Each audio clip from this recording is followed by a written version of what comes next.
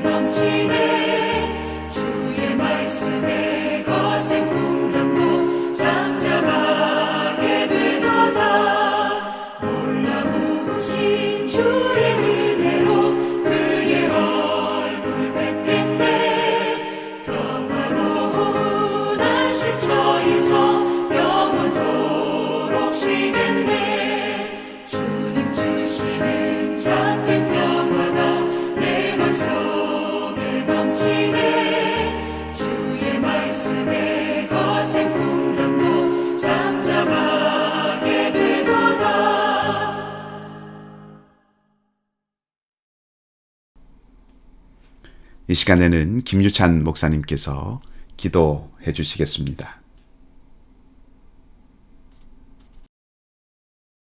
하나님 아버지, 주님의 신실하심과 돌보심을 찬양합니다. 끊이지 않는 전쟁, 기근과 질병의 소식들 가운데서도 저희가 희망을 잃지 않고 마음속에 평안을 가질 수 있는 것은 주님이 저희의 아버지 되심입니다.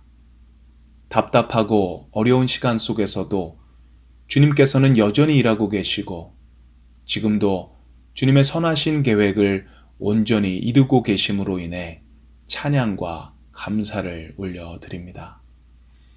이 시간 각자의 자리에서 온라인으로 드려지는 이 예배를 주님 축복하여 주시옵소서. 신령과 진정으로 드리는 그런 예배가 되기를 소원합니다.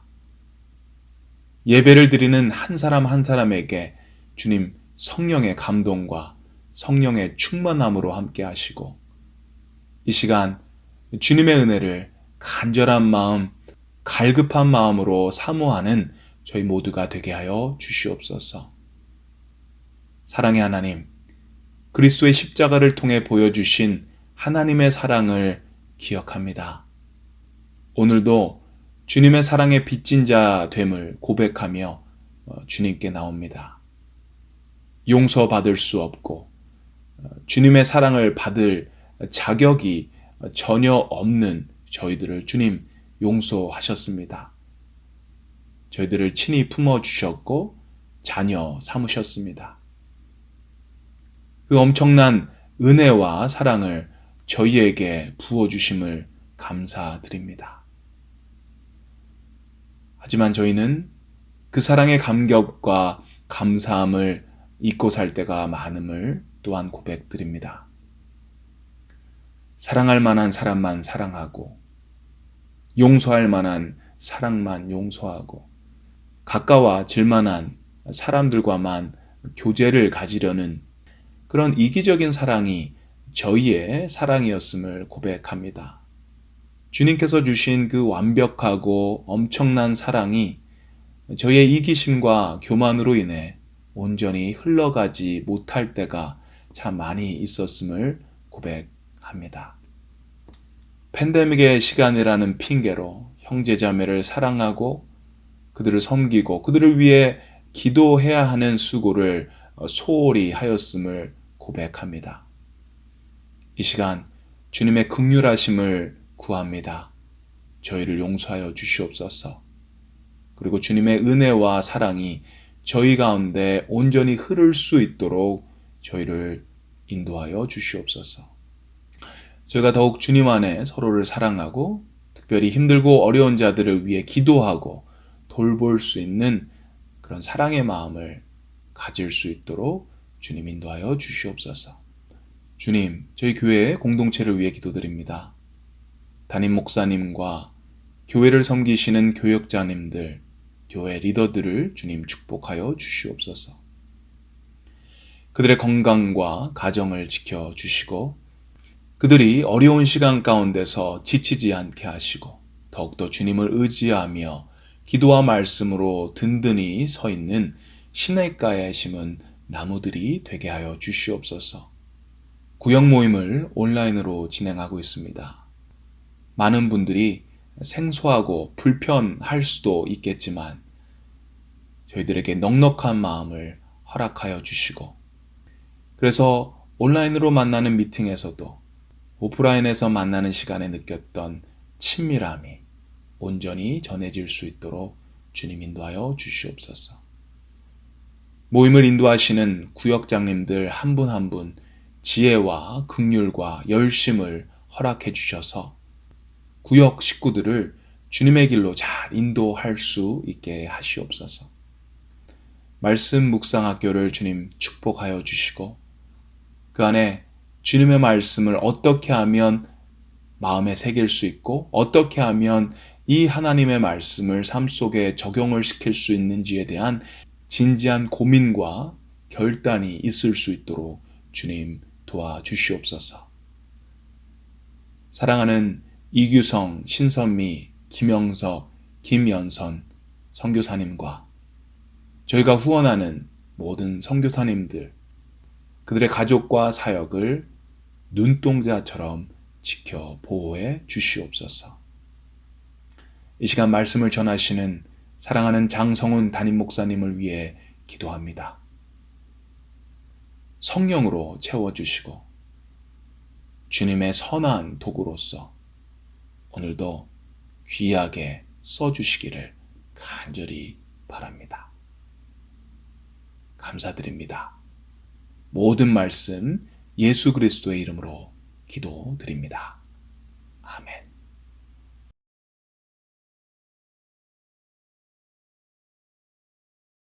교회 소식을 알려드리도록 하겠습니다. 온타리오 주정부의 스테이 앳 홈 오더가 계속되고 있습니다. 이에 따라서 6월 2일 수요일까지 모든 예배를 온라인으로 드리게 됩니다. 헌금은 교회를 방문하셔서 우편함에 헌금 봉투를 넣어주시거나 교회로 우편 발송해 주셔도 되고요. 이트랜스퍼로도 헌금하실 수 있습니다. 이트랜스퍼로 헌금하실 때는 메모란에 본인 헌금 번호를 꼭 기입해 주시기를 바랍니다.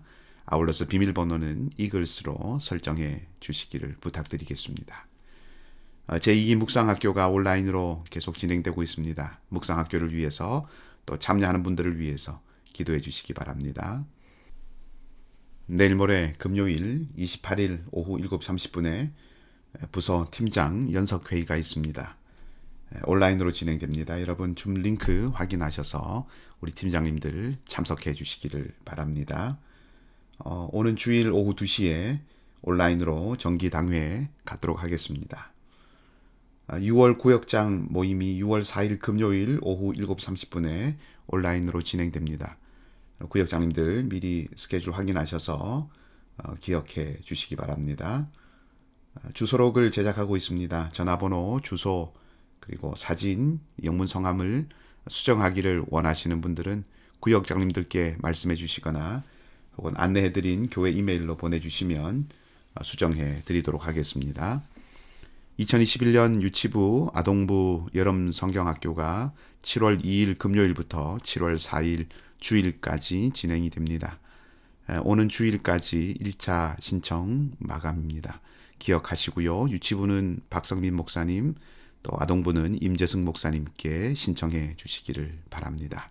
아울러서 성경학교를 도울 봉사자들을 6월 6일 주일까지 신청받고 있습니다. 우리 박성민 목사님께 신청해 주시면 감사하겠습니다. 5월 구역 모임 날짜 시간들 안내해 드렸습니다. 해당되시는 구역 날짜 시간 확인하셔서 온라인이지만 함께 성도의 교제가 풍성한 그런 구역 모임이 되시기를 바랍니다.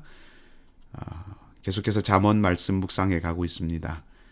우리에게 지혜를 주시고 또 우리의 참된 지혜가 되시는 주님과 함께 동행하는 매일의 묵상의 여정이 되시기를 주님의 이름으로 소망합니다.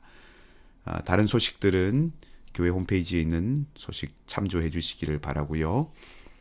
제가 2주 동안 격리를 해야 할 형편이 되어서 오늘은 음성으로만 설교를 전해드리도록 하겠습니다. 오늘 이 밤에 우리에게 주신 하나님 말씀은 룻기 3장 14절에서 18절 말씀까지입니다. 구약성경 룻기 3장 14절에서 18절까지의 말씀입니다. 말씀을 제가 읽도록 하겠습니다. 룻이 새벽까지 그의 발치에 누웠다가 사람이 서로 알아보기 어려울 때에 일어났으니 보아스가 말하기를 여인이 타작마당에 들어온 것을 사람이 알지 못하여야 할 것이라 하였습니다. 보아스가 이르되 내 겉옷을 가져다가 그것을 펴서 잡으라 하매 그것을 펴서 잡으니 보리를 6번 되어 룻에게 지워주고 성읍으로 들어가니라. 룻이 시어머니에게 가니 그가 이르되 내 딸아 어떻게 되었느냐 하니 룻이 그 사람이 자기에게 행한 것을 다 알리고 이르되 그가 내게 이 보리를 6번 되어주며 이르기를 빈손으로 내 시어머니에게 가지 말라 하더이다 하니라. 이에 시어머니가 이르되 내 딸아 이 사건이 어떻게 될지 알기까지 앉아 있으라. 그 사람이 오늘 이 일을 성취하기 전에는 쉬지 아니하리라 하니라. 아멘. 할렐루야. 주님의 평강과 은총을 전합니다. 지금은 세상을 떠나신 문인 가운데 김소운 선생님이 계십니다. 학창시절에 가난한 날의 행복이라고 하는 수필을 배웠던 기억이 나는데 그 수필에 나왔던 표현 중에 황후의 밥, 거린의 찬이라고 하는 그 표현이 아직도 생생하게 남아있는 참 따뜻한 수필이었습니다. 그 김소원 선생의 외투라고 하는 또 다른 수필이 있는데요. 그 수필에 나오는 일제 강점기 때의 일화입니다. 행복이라고 하는 시, 사랑하는 것은 사랑받는 이보다 행복하나니라 라고 하는 시기가 아주 유명하죠. 그 행복이라고 하는 시로 유명한 청마 유치환 시인이 북만주에서 농장을 경영을 했었습니다. 그때 재정적인 어려움이 있어서 그 어려움을 해결하려고 서울을 잠시 방문하게 됩니다. 며칠 일정을 보냈지만 뜻한 바를 이루지 못하고 만주로 이제 돌아가게 되었습니다. 추운 겨울밤에 그 유치원 선생을 배웅하려고 김소은 선생과 몇몇 지인들이 함께 역에 나갔습니다. 기차역에 나갔는데 눈이 펑펑 내리고 참 날씨도 무척 추웠습니다. 그 밤에 이 유치원 선생이 외투도 없이 서 있는 모습이 안쓰러워서 자기라도 외투를 벗어주려고 했는데 이 김소은 선생도 외투를 입고 있지 않았다고 합니다. 참 가난하고 힘든 삶, 또 어려운 시대를 보여주는 것이죠. 그런데 가만히 보니 입고 있는 양복 안주머니에 만년필이 한 자루 있는 것이었습니다. 그 만년필은 김소은 선생의 스승이 물려주신 것인데 아주 값지고 비싼 만년필이었습니다. 김소은 선생은 그 만년필을 만지다가 무심코 이렇게 유치원 선생에게 물었습니다. 자네 만년필 있는가? 그러자 유치원 선생이 가지고 있던 그 싸구려 만년필을 꺼내서 줍니다. 김소은 선생이 그것을 받아서 자기 옷에 넣고 자신이 가진 그 고급 만년필을 유치원 선생의 손에 쥐어 줍니다. 그때의 심경을 만년필은 외투도 방한구도 아니지만 내가 입은 외투를 입혀보내는 그런 심정이었다. 이렇게 수필에서 적고 있습니다. 때로 실제 가치보다 메시지가 더 큰 것들이 있죠.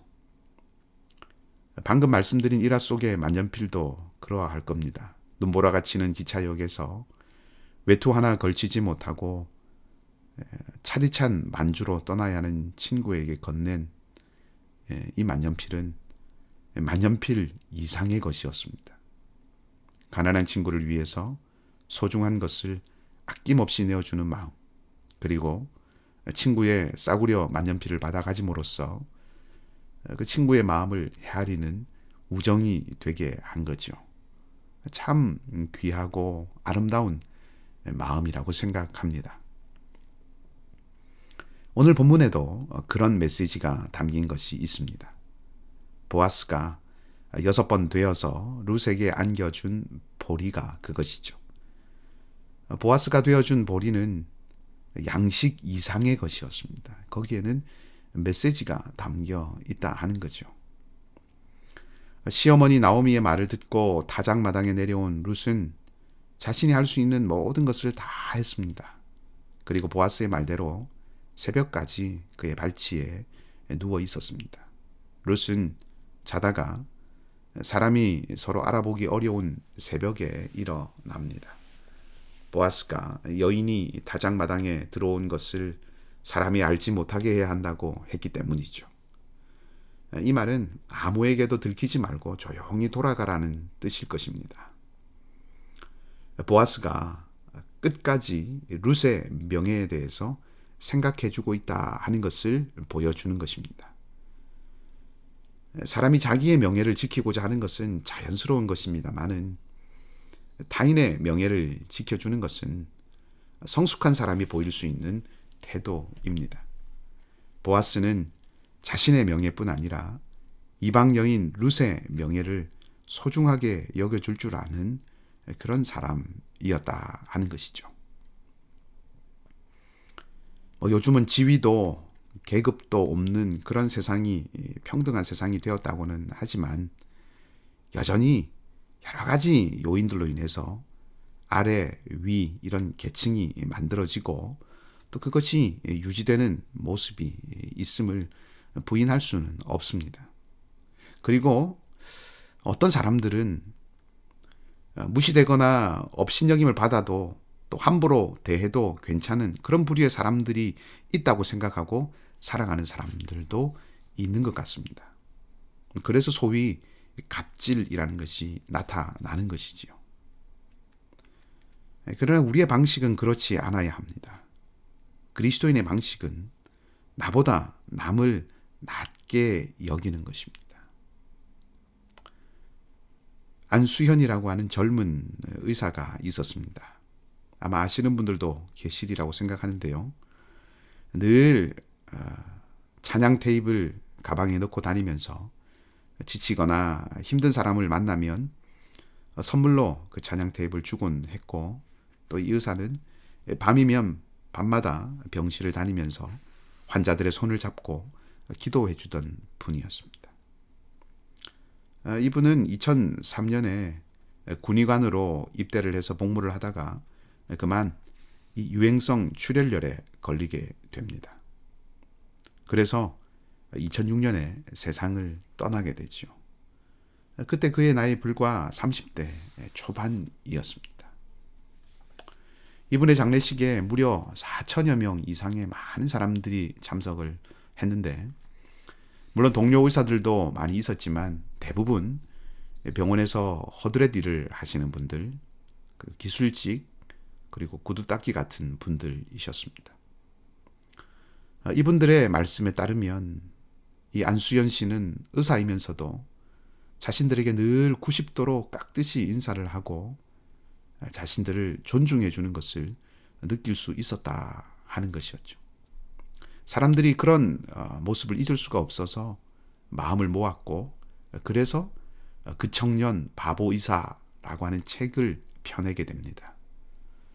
책을 읽어보신 분들도 계시겠지만 참 많은 사람들에게 큰 감동을 주는 그런 내용입니다. 아이들이 예수님께 오는 것을 제자들이 막죠. 막았을 때 예수님은 그 아이들을 안아주시고 그 아이에게 한 것이 예수님에게 한 것이라고 말씀을 하셨습니다. 당시 사회는 여자와 어린아이들의 명예와 인격과 같은 것은 그렇게 중요하게 생각하지 않았습니다마는 예수님은 아이들의 명예를 높여주셨습니다. 작고 연약한 이들의 인격을 하나님의 형상이라고 하는 가치로 회복시켜 주셨다는 것이죠. 누군가 나와 함께 있을 때 그 상대가 위축되지 않고 하나님의 형상을 회복할 수 있는 그런 은혜가 저와 여러분 우리를 통해서 흘러갈 수 있기를 바랍니다. 그것이 그리스도인의 사람에 대한 바른 태도일 것입니다. 보아스는 룻에게 겉옷을 펴서 잡으라고 하고는 보리를 6번 되어서 지어주죠. 6번 되었다는 것이 어느 정도인지는 잘 모르겠지만 아마도 꽤 많은 양이었을 것입니다. 룻에게 보리를 지어준 보아스는 이제 성읍으로 들어갑니다. 보아스는 아마 자신이 기업 물을 자의 책임을 다하지 못할지도 모른다 하는 생각을 했고, 그때 룻이 곤란해지지 않도록 룻이 타작마당에 들어온 것을 감추죠. 그리고 그 룻을 빈손으로 보내지 않고 양식을 지워서 보내줍니다. 빈손이라는 것은 나오미의 아픔이 담긴 표현입니다.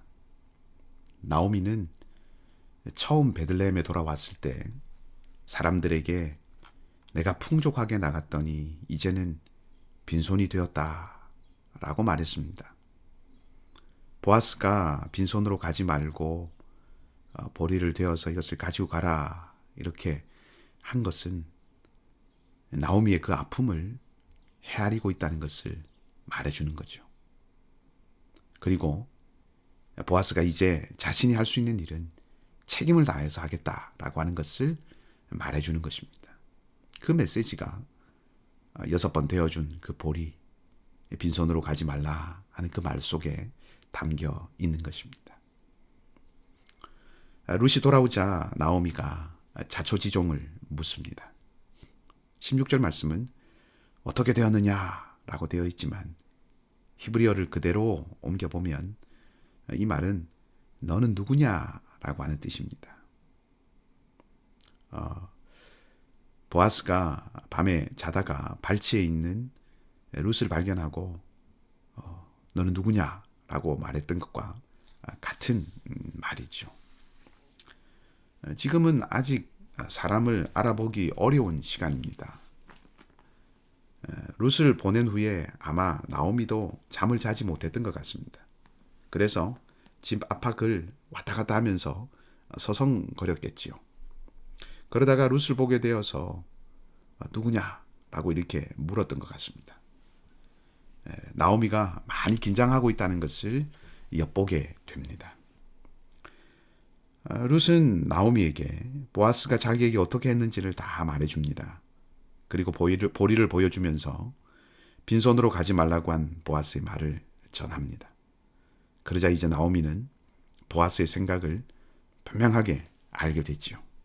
그래서 아까와는 전혀 다른 모습, 많이 긴장하고 조바심을 가졌던 그런 모습과는 다른 모습을 보여줍니다. 룻이 오는지 기다릴 때는 긴장된 마음을 보였는데 이제는 확신에 찬 말을 룻에게 합니다. 나오미는 룻에게 이 사건이 어떻게 될지 알기까지 앉아 있으라 라고 말을 하죠. 여기에 앉아 있다는 말은 시급한 일이 있는데도 마치 남의 일인 양 태평하게 있는 것을 말합니다. 그만큼 보아스를 신뢰한다는 말입니다. 이제 나오미는 하나님의 때를 기다립니다. 머물러 기다린다는 것에 대해서 조금 더 생각을 해보겠습니다. 기독교 영성의 역사에서 전통적으로 많은 수도원에서는 수도사가 되려면 정주의 서약을 하게 했습니다. 정주라는 말은 머무른다 하는 뜻이죠. 이들은 수도사가 되기 위해서 살아갈 그 지역 공동체에서 평생을 머물겠다고 서약을 했습니다. 비단 수도사들뿐만 아니라 오래 참고 기다리는 것, 그것은 그리스도인의 가장 아름다운 미덕 가운데 하나입니다. 구약에서부터 오늘날까지 기독교 신앙의 밑바탕에는 계속해서 기다림이 흐르고 있습니다. 아브라함도 이삭도 야곱도 모두 약속을 믿고 기다렸습니다. 예언자들은 끊임없이 하나님의 회복의 날을 선포하며 메시아를 기다리게 하였습니다. 이 땅에 성육신으로 오신 주님은 마침내 임할 하나님 나라의 소망을 심어 주셨습니다. 사실 머물러 기다린다는 것은 쉬운 일은 아닙니다. 오늘날 현대사회는 이동성이라는 특징을 가지고 있죠. 미국 사람들은 하루에 3시간 정도를 차에서 보낸다고 합니다. 1960년에는 자가용으로 출퇴근하던 사람들이 4,100만 명 정도였는데 2009년에는 1억 2천만 명으로 약 3배가 늘었습니다. 차 안에서 기다리며 허비하는 버리는 시간이 한 해에 35시간 정도라는 통계도 있습니다. 그뿐 아니라 미국 사람들은 평균적으로 평생 14번 이사를 한다고 합니다. 꽤 많이 하죠. 차를 타고 다니거나 이사를 많이 하는 것이 무슨 문제가 되겠습니까마는 자주 이렇게 움직이게 되면서 소위 소속감이 약해지고 깊이 있는 관계 맺기가 어려워져 간다는 것입니다.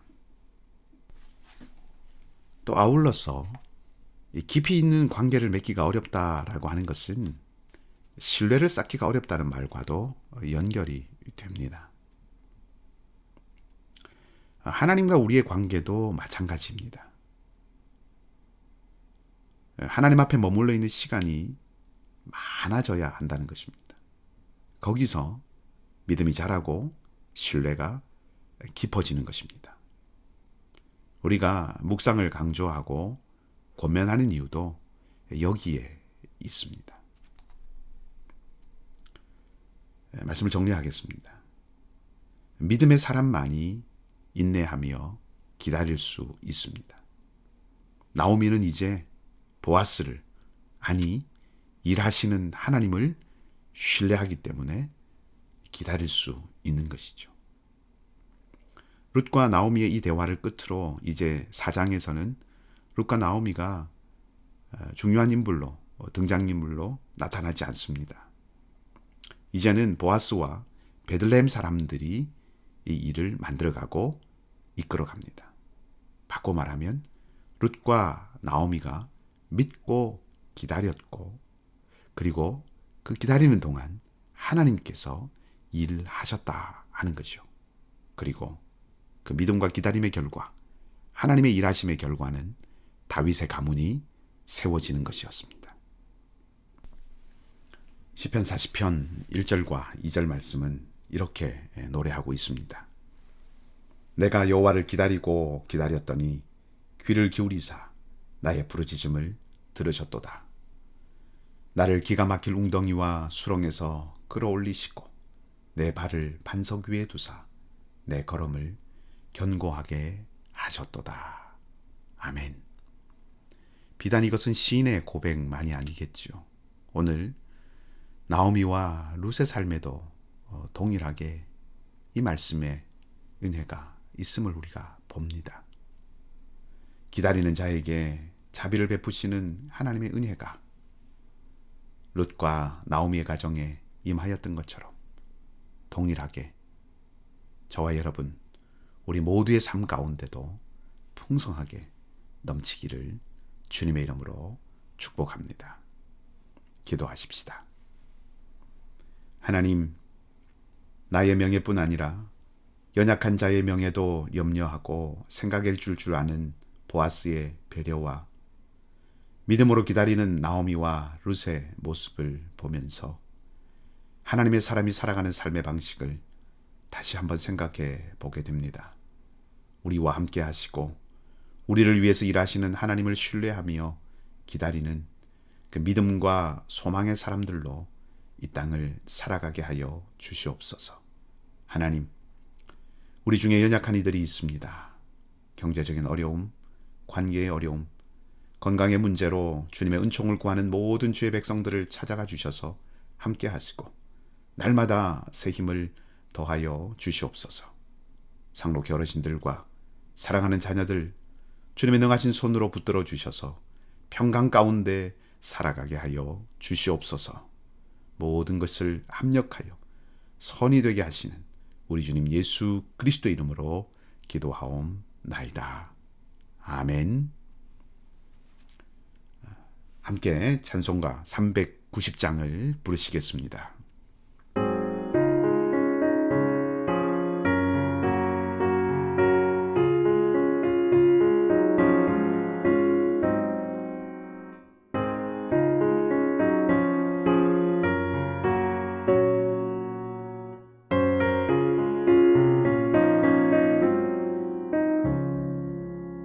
예수가 거느리시니 즐겁고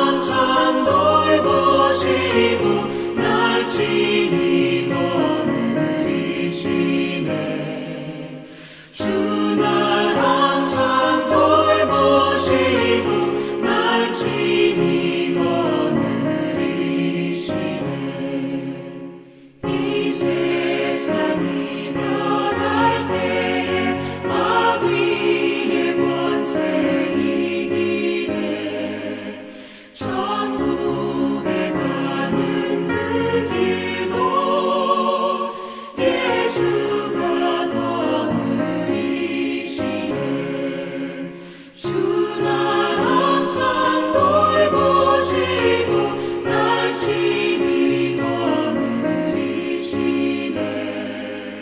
주 날 항상 돌보시고 날 친히 거느리시네.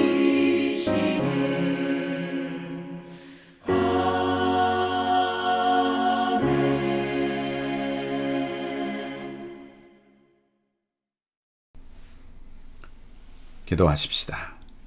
주님 예수 그리스도의 은혜와 하나님 우리 아버지의 사랑하심과 성령님의 교통케 하시고 인도하시는 은혜가 사랑하는 이글스필드 모든 가족들 위해 그 삶과 가정과 기도의 제목 위에 선교사님들과 북녘 땅 동포들과 팬데믹의 어려움 가운데 있는 모든 이들 위해 이제로부터 영원토록 함께 하옵시기를 간절히 축원하옵나이다. 아멘.